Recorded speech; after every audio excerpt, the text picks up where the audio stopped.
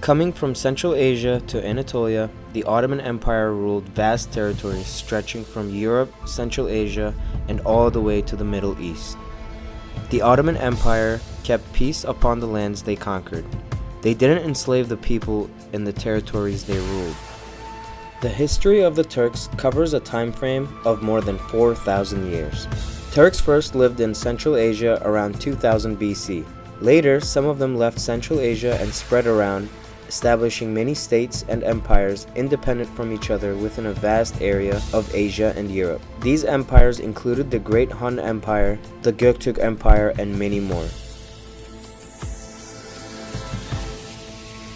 The Turks started to settle in Anatolia in the early 11th century by way of continual migrations and incursions.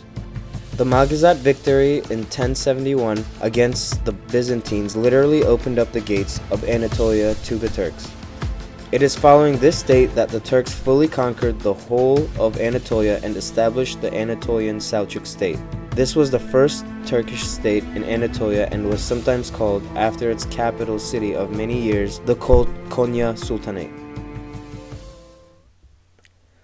The Seljuk state rapidly declined with the Mongol invasion of Anatolia, which started in 1243.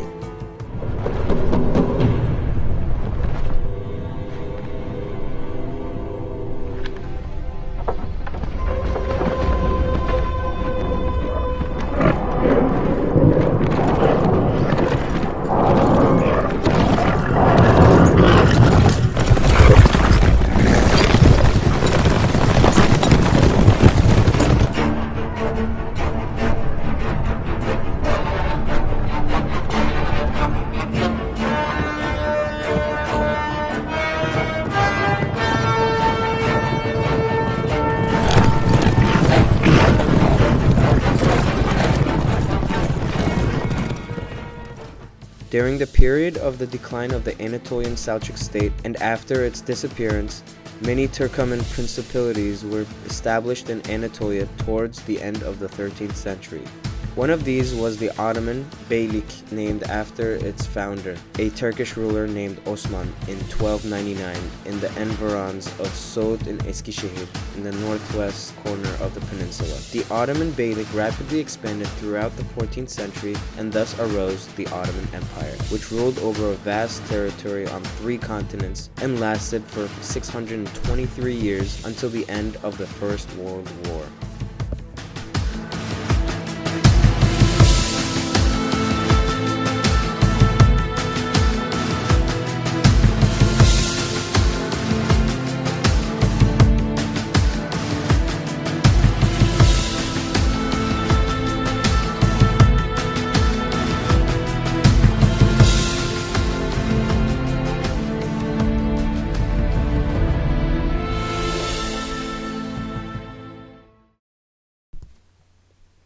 The Ottomans captured Constantinople in 1453, during the reign of Sultan Mehmed II, and the Byzantine Empire fell, which also marked the end of the Middle Ages and the beginning of the New Age.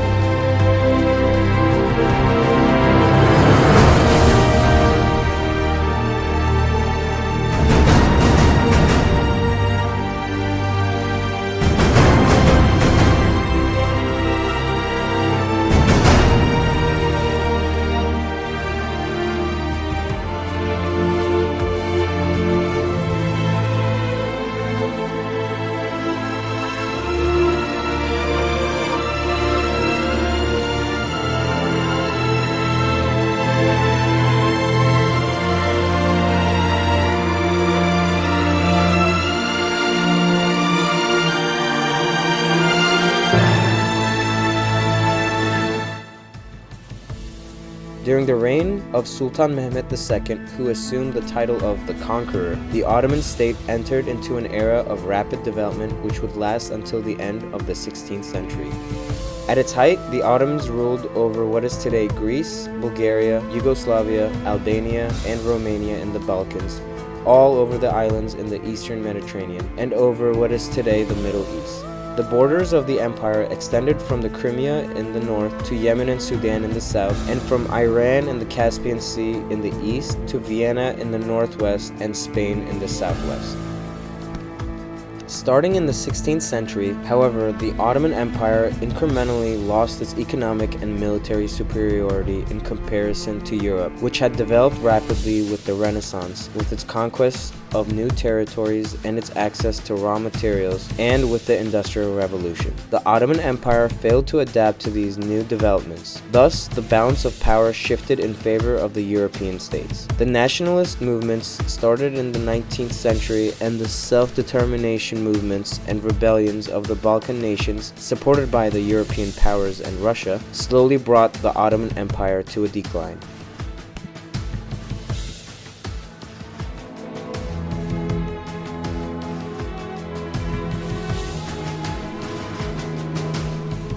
The weakening of the empire continued until World War I. The Ottoman Empire entered the First World War in 1914 on the side of the Allied powers and emerged defeated from the war in 1918. Compelled to sign the Mondores Armistice on October 30th, 1918. Under the terms of this armistice, the territories of the Ottoman Empire were occupied by Britain, France, Russia, and Greece. This was the actual end of the Ottoman Empire.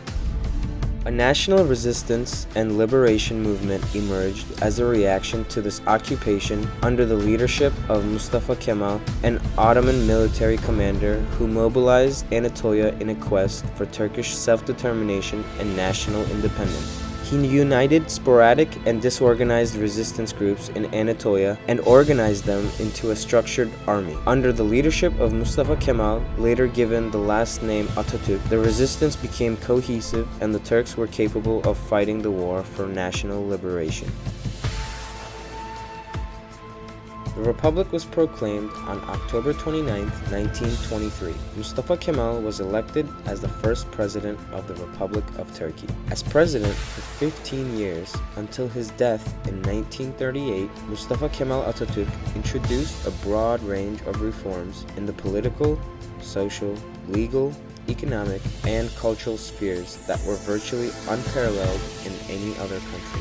The first Grand National Assembly, under the leadership of Atatürk, created a new political and legal system based on the principles of parliamentary democracy, human rights, national sovereignty and division of powers, private ownership and secularism, and the separation of religion and state affairs.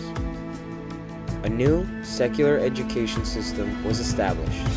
The Arabic alphabet was changed in the Latin alphabet, and the new civil and criminal codes were adopted from European models.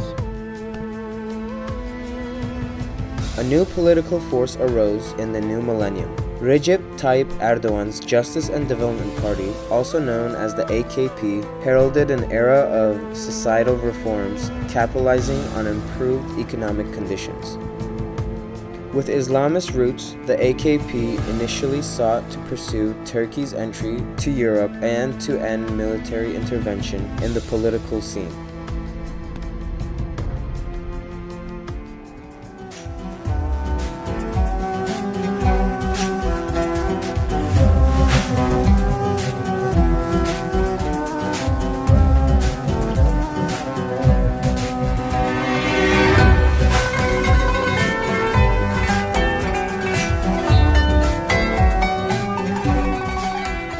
Much of the support for the AKP arose in the burgeoning cities of Anatolia, rather than the traditional power centers of Istanbul and Ankara. The cities of the interior were experiencing an economic boom, proof that the modernizing and economic development projects begun during the Atatürk era were finally bearing fruit. In fact, the Turkish economy continues to grow strongly, with consistently high annual GDP growth, prompting many Turks to be relieved that their country wasn't absorbed by Europe, thus saving them from the economic perils that have beset Greece. The AKP pursued a new direction in foreign policy, attempting to restore relations with Turkey's near neighbors, a policy that appeared modestly successful until the outbreak of hostilities in Syria in 2012. On the domestic front, the AKP has worked to curtail military intervention in Turkey's political sphere, while also initiating openings to address long-term dilemmas such as minority rights, the Kurdish issue, and acrimonious relations with Armenia. Turkish society and economy are currently extremely dynamic, making for a creative environment where ideas, trends, opportunities continue to bubble up, and the majority of Turks and Kurds are along for the ride.